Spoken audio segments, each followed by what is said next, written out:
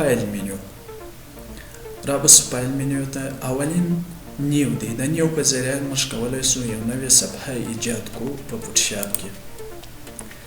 نیم دلته نوم ورکولی سو. پرسیټ دلته یې سایزونه انتخابولی سو چې جلا جلا سایزونه دي، خو عمومي چې زموږ دپاره په کار کیږي په بازار او په نور د چاپ د ماشینانو لپاره هغه انټرنیشنل او په ټوکې په دې دوو کې موږ خپل سایزونه انتخابولی سو. دلته لاندې بیا سایز دی. هر یو چې بیا ته دلته په پرسیټ کې انتخاب کې خپل سایزونه بیا دلته لري. په دې سایز کې کولی سي نور سایزونه ورته انتخاب کې. په پټو کې کوچني سایزونه دي، په انټرنیشنل پیپر کې غټ سایزونه دي، په پټو کې کوچني سایزونه لکه فور سکس او داسې نور. وایټ پراخوالی یعنې اوږدوالی دی. هایټ جګوالی دی. دلته کولی سئ د انچ یا د پکسل د لارې هم ته د په میلیمتر یا په پوینټ یا په نورو سایزو باندې ته د خپلې خوښې سایز صفحه د فوټوشاپ لپاره ایجاد کړې. ریزولوشن یې دی. ریزولوشن یې په پکسل کې، انچ په پکسل کې یا پکسل په انچ کې څو دی؟ 300 دی. دا یې ښه سایز دی، خو که چیرې غټ چاپ وي نو بیا یې ریزولوشن باید چې لوړ وي، ځکه د دې کیفیت لوړ وي. کلر موډ RGB دی. RGB عمومي د تصویرانو او داسې نور دپاره کارېږي. که چیرې غټ چاپونه یې یعنې لوحې او د غټو چاپو دپاره کار ځینې اخلي، د اخبارو دپاره، نو CMYK به بیا انتخابوي. بکګراوند کنټیننس دی. په دې کې وایټ یعنې ساده سپینه صفحه، بکګراوند کالر چې په دغه رنګ پورې مربوط دی. دا اوس هم سپین دی، خو دا تغییرولی سي. دلته هر رنګ چې تا انتخاب کړي د هغه رنګ مطابق بیا ته دلته صفحه هم په هغه رنګ کې راخلاصولی سي. ټرانسپرنټ په ټرانسپرنټ کې کولی سي یوازې ساده صفحه چې هیڅ رنګ هم ونه لري داسې صفحه راخلاصولی سي. اکثریت وخت دغه ټرانسپرنټ انتخاب وي، خو ساده صفحه راخلاصي مشکل دلته په دې ځای کې اتوماتیک شکل دا انتخابي. که چیرې تغییر نه کې دا په خپله نه اوړي جګوالی. دا د نیو وظیفه سو. اوپن د لارې څخه موږ کولی سو یو تصویر فوټوشاپ ته داخل کړو. براوز ان منی بارډیج له لارې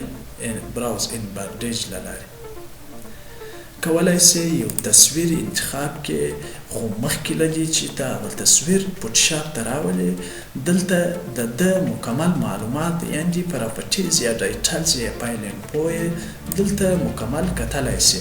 په دې کې سایز، تاریخ، کیبي، داسې نور شانې مکمل نوم هر څه دلته واضح ډول سره لیدلی سي. او زوم هم دلته کولی سي چې زوم یو جلا شکل زوم لا لري.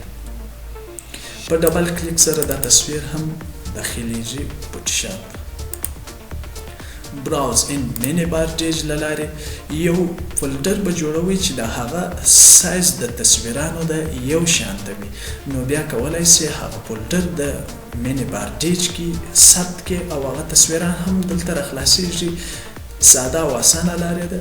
دلته یې کولی سي چې فوټوشاپ ته د دې لارې څخه راولي. اوپن براوز ان بارډیج، براوز ان منی بارډیج، اوپن از سمارټ ابجیکټ. د دې ټولو اوپن ریسنټ د دې ټولو لارو څخه موږ تصویر ایجادولی سو فوټوشاپ. اوپن از هم یو بل تصویر په بل نامه باندې راخلاصول مشکل نه لري. هر تصویر چې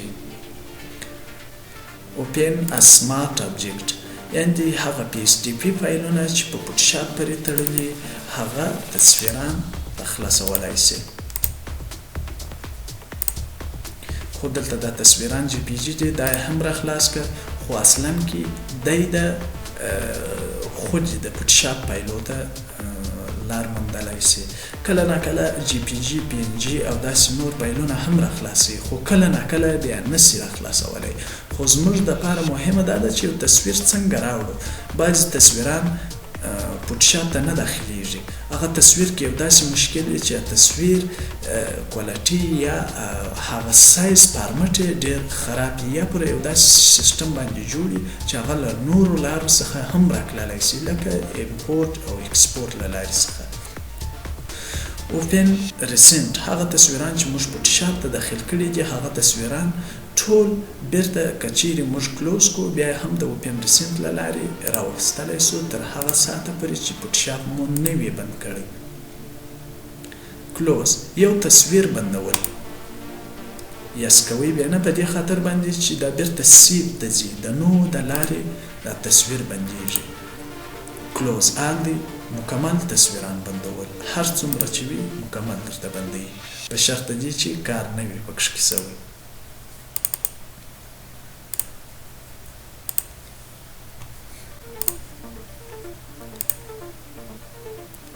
کلوز and go to باردیج، یعنې تصویر راته بند که او بیرته باردیج ته لاړ شه، یعنې تصویر بند سو او بیرته باردیج ته راغلی. باردیج له لارې کولی شئ بیرته تصویر فوټوشاپ ته داخل کړي. سیو ځکه کار نه کوي چې په تصویر کې کار نه دی سوی، هغه وخت سیو کار کوي چې په تصویر کې لږ څه چینج راسي.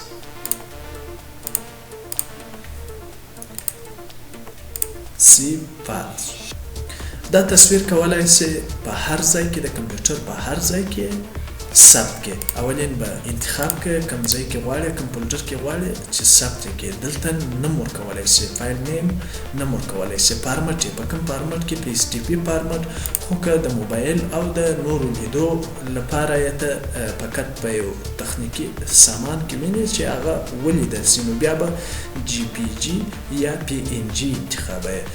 په دې کې لیدلی شي، او په دې نور سایزو کې بغیر له کمپیوټره چې فوټوشاپ یا نور پروګرامو کې لیدل کیږي، په نورو موبایلانو او داسې نورو شیانو کې بیا نشي لیدلی. نو جی پی جي به انتخابوئ، د جی پی جي له لارې ته کولی شي په هر تلیفون یا کمپیوټر کې په ساده او اسانه شکل بغیر له پروګرامه راخلاص کړئ. سی به ووایئ، بس سی به اوکې. سیواز په بل نامه ثبتول مشکل نه لري، دواړه یو کار کوي، فقط یو تصویر په دوو نومانو باندې ثبتول. چیکن هغه وخت کار کوي چې یو کمپیوټر له دوه یا درو کمپیوټرانو نورو سره وصل وي. کمپیوټران وصل کیږي، چې سره وصل سوه بیا کولی شي د دې لارې څخه هغه تصویر په بل کمپیوټر ته یا واستوي یا هلته سیو کړي. سیو فور ویب دی، د انټرنیټ لپاره ثبتول، فقط کوالټي یو څه راکموي، نور تصویر هماغه تصویر دی، کوالټي یو څه کمیږي. سیو فقط سیو یې که اوکې که نو مشکل نه لري. ریوالټ د دې دپاره کار کوي چې موږ هر څومره کار کړي بیرته تصویر خپل عادي حالات یعنې اولین حالاتو ته ویسي. شرکتونه د هر یوه د معلوم دي، دلته شرکتونه دي. که تاسې غواړئ چې د شرکت له لارې کار وکړئ، کوشش وکړئ چې شرکتونه مو په یاد وي، ځکه د کیبورډ له لارې بیا ډېر ساده او اسانه چابک خلاصولی شي. 12 شرکت دی، تصویر بیرته هغه پخواني حالاتو ته وړلی شي. پلس پر دې تصویر سربیره یو بل تصویر هم راته ایجاد که. فارمټ یو دی، دلته کولی شئ یو هایټ کې په دې بل کې کار وکړي. فقط دلته فارمټ کې په یوه کې دی، کولی شئ په دواړو کې تغییر راولئ.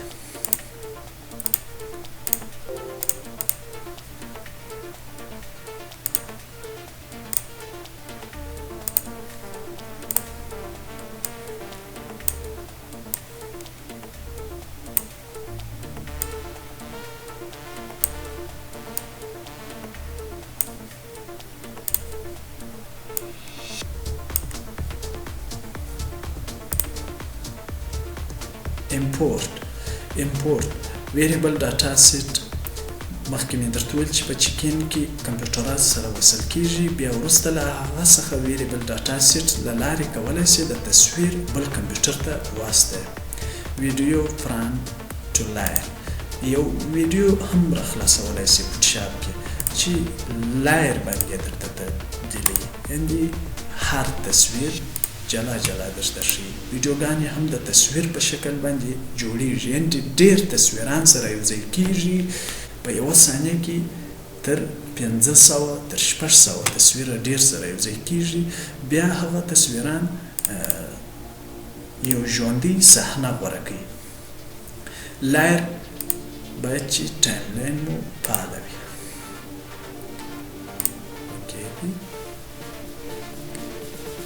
اوس یو ویډیو څخه تصویر اخلي، هغه د دې لارې څخه په ډېر ښه شکل سره کولی شو تصویر ځینې راواخلو.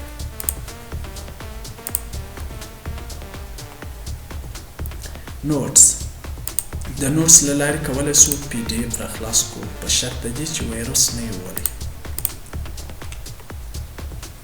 دې کې لږ څه مشکل دی، پی ډي اف کې مشکل دی. پی ډي اف راخلاصوي خو بیرته بیا تاسو چینج کې راوستلی شي، تغییرولی شي، خو بیا یې سیوولی په هغه پی ډي اف کې نه شي، بیرته یې د تصویر په شکل بیا سیوولی شي.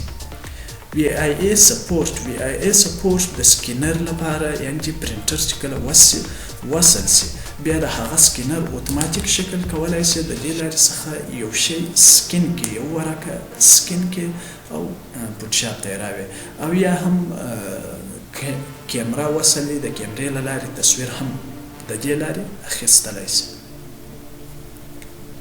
اوس کوم شی نه دی وصل زموږ ته. ایکسپورټ ډاټا سیټ از فایل، د ایکسپورټ له لارې څخه کولی شي چې یو تصویر بیرته کمپیوټر ته راوړي له بل کمپیوټر څخه. په دې پورې مربوط دی چې کمپیوټران سره وصل وي. فاټس ټو ایلسټریټور، دا هم کولی شي د یو بل پروګرام چې مختلف پروګرامو لپاره د تصویران ثبتیږي، دا فاټس ټو ایلسټریټور له لارې هم کولی شي دا سیو کې په هر ځای کې چې غواړي همالته یې سیو کړي. رینډر ویډیو، دا هم په شکل د ویډیو فریم ټو لایر په شکل کار کوي، خو یو جلا پروګرام او جلا شکل غوره کوي. نو د جانې عملي ویډیوګانې درته جوړوم، خدای دې وکړي چې راسره پاتې شئ. بیا زومي پای، یو تصویر انتخابوو، یو لازمي ډیلیټ کړو،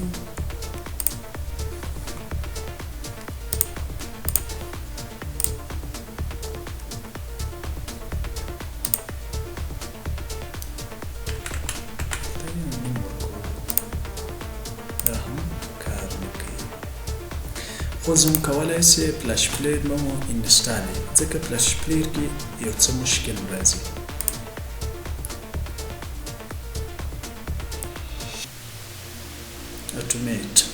اټومیټ له لارې کولی شي یو تصویر ته فریم چوکاټ ورکړي چې هغه تصویر یو چوکاټ ولري.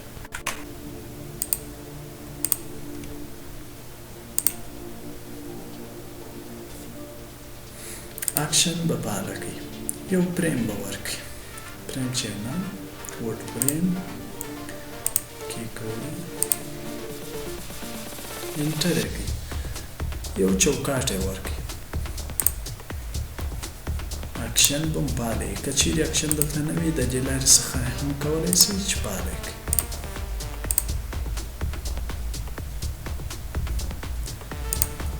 بیچ، د دې لارې څخه کولی شو چې موږ یو دوه فولډران ایجاد کړو، هر ځای کې چې وي مشکل نه لري، یو اول بل دوهم.